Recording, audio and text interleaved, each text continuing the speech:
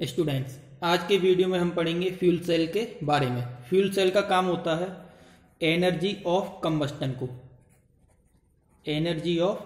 Combustion को direct electrical energy में convert करना। कंबस्टन किसका होता है? फ्यूल का। जब कंबस्टन होगा तो एनर्जी प्रोड्यूस होगी, उस एनर्जी को ये फ्यूल सेल इलेक्ट्रिकल एनर्जी में कन्वर्ट कर देगा। फ्यूल के तौर पर हाइड्रोजन इस्तेमाल हम कर सकते हैं, मीथेन का इस्तेमाल हम कर सकते हैं, कार्बन मोनोऑक्साइड इसका भी इस्तेमाल हम कर सकते हैं। एक फ्यूल सेल हम इसमें पढ़ेंगे H2O2 फ्यूल सेल के बारे में। सबसे पहले हम देखेंगे इस सेल का स्ट्रक्चर, उसके बाद इस सेल का फंक्शन। फ्यूल सेल में टोटल 3 कंपार्टमेंट होते हैं इस तरीके से।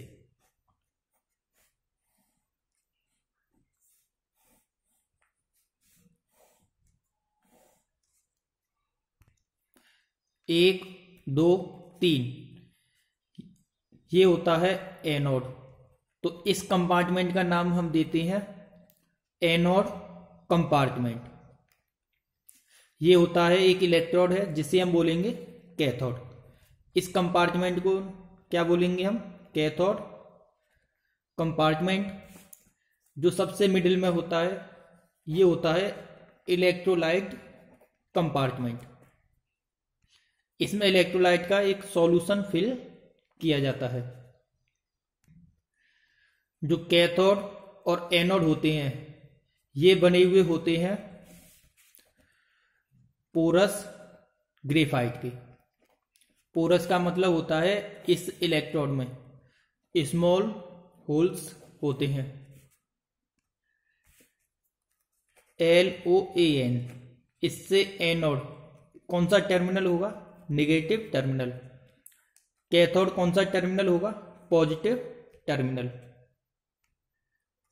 एनोड कंपार्टमेंट में हमेशा फ्यूल की सप्लाई की जाती है, कैथोड कंपार्टमेंट में हमेशा ऑक्सीजन की सप्लाई की जाती है, क्योंकि फ्यूल के कंबस्टन के लिए ऑक्सीजन की जरूरत हमें होती है। एग्जाम्पल लिया है हमने H2O2 फ्यूल सेल का। तो फ्यूल का काम कौन करेगा? Hydrogen gas. इस कंपार्टमेंट में हम हाइड्रोजन गैस की सप्लाई करेंगे और इस कंपार्टमेंट में ऑक्सीजन की सप्लाई करेंगे। इस मिडिल कंपार्टमेंट में इलेक्ट्रोलाइट सॉल्यूशन होगा। हम KOH या फिर NaOH इनका सॉल्यूशन इस्तेमाल कर सकते हैं।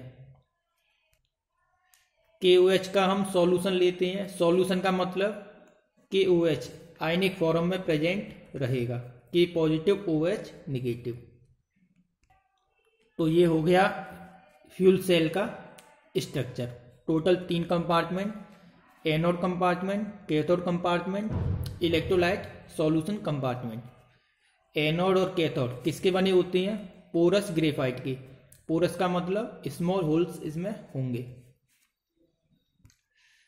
Anode negative terminal, cathode positive terminal. Anode compartment में फ्यूल की सप्लाई करेंगे, कैथोड कंपार्टमेंट में हमेशा ऑक्सीजन की। अब हम बात करेंगे फंक्शन की। सबसे पहले एट एनोड। एनोड में हम हाइड्रोजन की सप्लाई करते हैं। एनोड पर क्या होता है? हमेशा ऑक्सीडेशन। ऑक्सीडेशन का मतलब loss of electron. Hydrogen hydroxide ion के साथ मिलकर 2 इलेक्ट्रॉन लॉस करेगा इस तरीके से, और खुद वाटर में क्या हो जाएगा? ऑक्सीडाइज्ड हो जाएगा। इक्वेशन हो गया फर्स्ट। अब हम बात करेंगे कैथोड की। At cathode. कैथोड पर हमेशा क्या होता है? रिडक्शन। रिडक्शन का मतलब होता है गेन ऑफ इलेक्ट्रॉन। कैथोड पर हम सप्लाई किसकी करते हैं? ऑक्सीजन की। एनोड पर जो वाटर फॉर्म होता है ऑक्सीजन इस वाटर से कंबाइन होकर फिर से हाइड्रोक्साइड आयन में कन्वर्ट हो जाता है, जिससे +4 इलेक्ट्रॉन। इलेक्ट्रोलाइट सॉल्यूशन में हाइड्रोक्साइड आयन की कॉन्सेंट्रेशन हमेशा फिक्स रहती है, ये आप याद रखना। Equation second, overall cell reaction निकालने के लिए दोनों इक्वेशन को हम ऐड करेंगे। इक्वेशन जब हम ऐड करते हैं तो एक बात का हम ध्यान रखते हैं कि इलेक्ट्रॉन्स पूरी तरीके से क्या हो जाएं, कैंसिल। इस इक्वेशन में 4 इलेक्ट्रॉन है इस साइड में, यहाँ पर 2 इलेक्ट्रॉन, तो इस इक्वेशन में भी 2 का मल्टीप्लाई हम कर लेंगे ऐड करने से पहले। 2 का मल्टीप्लाई करेंगे 2H2 हो जाएगा, 4OH negative arrow, 4H2O plus 4 electron. Add हम करेंगे 4 इलेक्ट्रॉन से 4 इलेक्ट्रॉन कैंसिल, 4OH नेगेटिव से 4OH नेगेटिव कैंसिल, क्या बचेगा 2H2 प्लस O2, 2H2O इस साइड में, 4H2 उस साइड में, तो ओनली क्या रह जाएगा 2H2O। ये हो जाएगा ओवरऑल सेल रिएक्शन। तो इस तरीके से फ्यूल सेल वर्क करता है। फ्यूल सेल में रेट ऑफ रिएक्शन को बढ़ाने के लिए to increase rate of reaction, या फिर हम ऐसे कह सकते हैं to increase capacity of fuel cell, catalyst का इस्तेमाल हम कर सकते हैं। कैटालिस्ट के तौर पर प्लेटिनम या फिर सिल्वर या फिर कोबाल्ट ऑक्साइड, इनका इस्तेमाल हम कर सकते हैं। अब हम बात करेंगे फ्यूल सेल के क्या क्या एडवांटेज होते हैं। फ्यूल सेल का सबसे पहला एडवांटेज होता है हाई एफिशिएंसी। फ्यूल सेल की जो एफिशिएंसी है काफ़ी ज़्यादा होती है। एफिशिएंसी इसकी लगभग 60 to 70% होती है। इलेक्ट्रिसिटी बनाने के जो अदर सोर्स होते हैं उनकी एफिशिएंसी होती है लगभग 40% की समथिंग, जबकि फ्यूल सेल की कितनी होती है 60 to 70%। सेकेंड इसका एडवांटेज होता है फ्यूल सेल एनर्जी का एक कंटिन्यूअस सोर्स होता है। कंटिन्यूअस सोर्स का मतलब फ्यूल सेल में जब तक हम फ्यूल की सप्लाई करते जाएंगे तब तक हमें इलेक्ट्रिसिटी मिलती रहेगी, इसीलिए कंटिन्यूअस एनर्जी इससे हम बना सकते हैं। थर्ड होता है pollution free energy. Fuel cell से जो एनर्जी हमें मिलती है तो उस फ्यूल सेल की वजह से कोई भी पॉल्यूशन नहीं होता। इसका पता हम लगा सकते हैं ओवरऑल सेल रिएक्शन को देखकर। इस सेल रिएक्शन में वाटर के अलावा कोई भी बाई प्रोडक्ट नहीं बनता, जिसकी वजह से फ्यूल सेल किसी भी तरीके का पॉल्यूशन क्रिएट नहीं करता। अब हम बात करेंगे कोरोजन प्रोसेस की। कोरोजन का मतलब होता है डिकेइंग यानी डिस्ट्रॉय होना। Decaying of metal by the action of air, moisture और एनी केमिकल। केमिकल का मतलब जैसे कोई एसिड वगैरह। अगर इनकी वजह से किसी मेटल का डिके होता है तो इस प्रोसेस को हम बोलेंगे कोरोजन। अगर जिस मेटल का डिके होता है वो मेटल है आयरन, तो आयरन की कंडीशन में कोरोजन का नाम चेंज हो जाता है। आयरन की कंडीशन में कोरोजन को बोलेंगे हम रस्टिंग। रस्टिंग क्यों बोलते हैं? क्योंकि आयरन के ऊपर एयर और मॉइस्चर की वजह से क्या फॉर्म हो जाती है?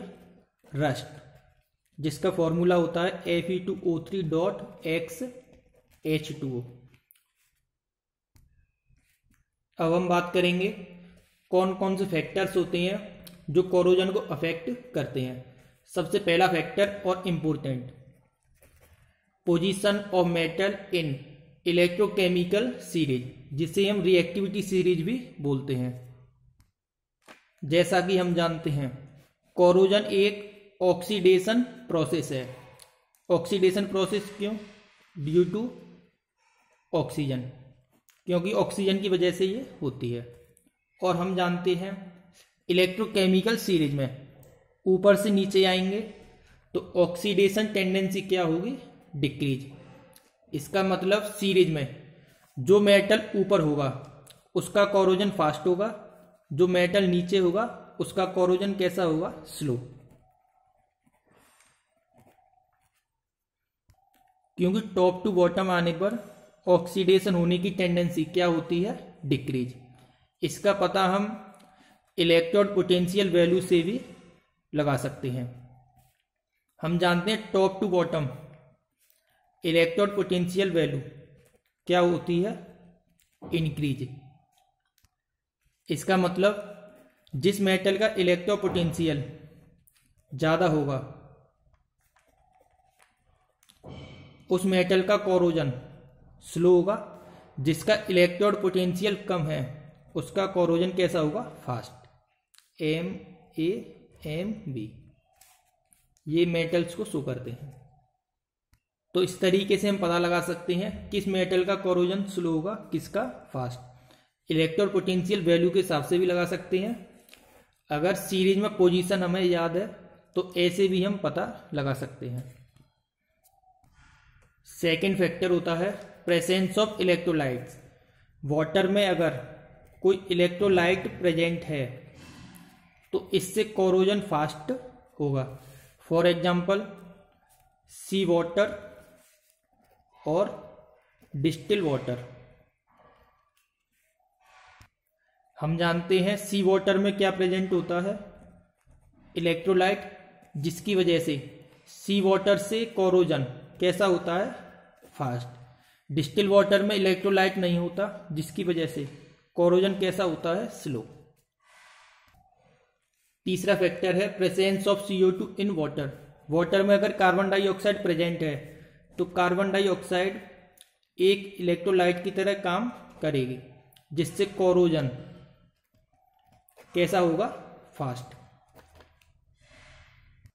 फोर्थ फैक्टर होता है प्रेजेंस ऑफ प्रोटेक्टिव कोटिंग्स।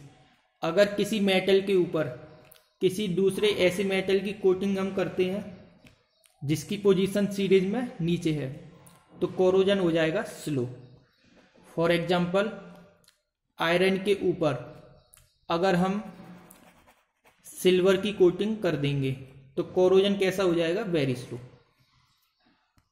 क्योंकि सिल्वर की पोजीशन सीरीज में कैसी होती है, नीचे, और आयरन की पोजीशन कैसी होती है, ऊपर। इस तरीके से भी हम कोरोजन को स्लो कर सकते हैं। अब हम आयरन की रस्टिंग को इलेक्ट्रोकेमिकल थ्योरी के हिसाब से समझेंगे। एक आयरन का टुकड़ा है जो एनोड का काम करेगा। इस टुकड़े के ऊपर एक क्या है, ड्रॉप ऑफ मॉइस्चर, एक वाटर की ये ड्रॉप है जो किसका काम करेगी, कैथोड का। इस वाटर की ड्रॉप में कार्बन डाइऑक्साइड पहले से ही क्या है, डिजोल्व। अब हम बात करेंगे एनोड की। एनोड का काम करेगा आयरन का ये टुकड़ा। एनोड पर हमेशा क्या होता है, ऑक्सीडेशन। ऑक्सीडेशन का मतलब लॉस ऑफ इलेक्ट्रॉन। जो आयरन का एक स्मॉल टुकड़ा है इलेक्ट्रॉन लॉस करेगा और Fe2+ में कन्वर्ट हो जाएगा इस तरीके से। ये दोनों इलेक्ट्रॉन्स कहां पर जाएंगे, वाटर की ड्रॉप के पास। वाटर की ड्रॉप कैथोड का काम करेगी। कैथोड का मतलब रिडक्शन, और रिडक्शन का मतलब गेन ऑफ इलेक्ट्रॉन। और इलेक्ट्रॉन को क्या करेगी ये water drop, gain. Water drop में हाइड्रोजन आयन, हाइड्रोजन आयन कहां से आते हैं, कार्बन डाइऑक्साइड की वजह से। CO2 वाटर में डिजोल्व होकर H2CO3 बनाता है जो किसे रिलीज करता है, हाइड्रोजन आयंस को। Plus O2। ऑक्सीजन कहां से आती है, फ्रॉम एयर। क्या करेंगे, इलेक्ट्रॉन को गेन, किस में कन्वर्ट हो जाएंगे, वाटर में। बैलेंस करने के लिए 4H+, 4 इलेक्ट्रॉन। इस तरीके से कैथोड को एक बार और समझिए। 4H पॉजिटिव कहाँ से आते हैं? एसिड से, जो CO2 की वजह से एसिड बनता है। ऑक्सीजन कहाँ से आती है? एयर से। इलेक्ट्रॉन जो एनोड से रिलीज होते हैं उन्हें ये गेन करता है, किस में कन्वर्ट हो जाएगा? टू H2O में। ओवरऑल सेल रिएक्शन लिखने के लिए इन दोनों को हम ऐड करेंगे।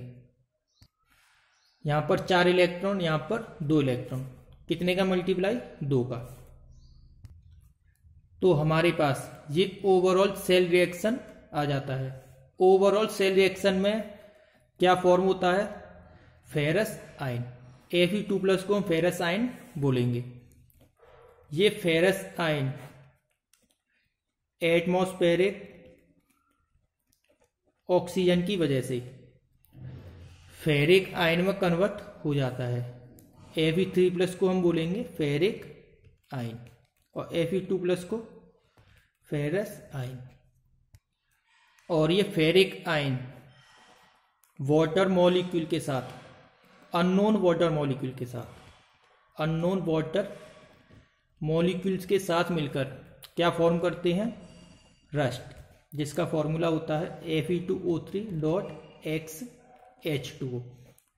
X यहाँ पर शो करता है अननोन मॉलिक्यूल्स ऑफ वाटर।